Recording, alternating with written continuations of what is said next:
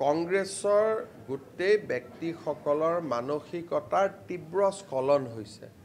তেওঁলোকে জানে যে নিৰ্বাচনত হাৰিব আৰু তাৰ কাৰণে তেওঁলোকৰ সোশ্যাল মিডিয়াত অভদ্ৰামীৰ চূড়ান্ত পৰ্যায় পাইছে যদি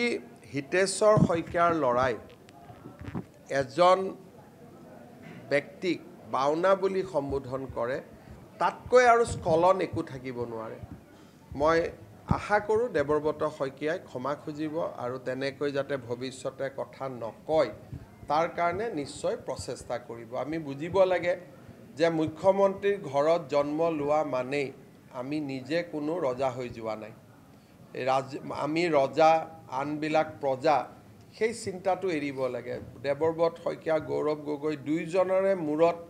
এই চিন্তাটো বহুত সোমাই থাকে যে আমি ৰজাৰ সোণৰ চামুচ লৈ জন্মিছোঁ গতিকে তেওঁলোকে সকলোকে যিকোনো ব্যৱহাৰ কৰিব পাৰিব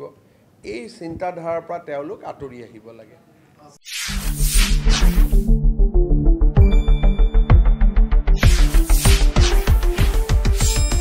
শুদ্ধ আৰু বিস্তৃত বাতৰিৰ বাবে চাই থাকক নিউজ ডেস্ক ৰিপোৰ্ট।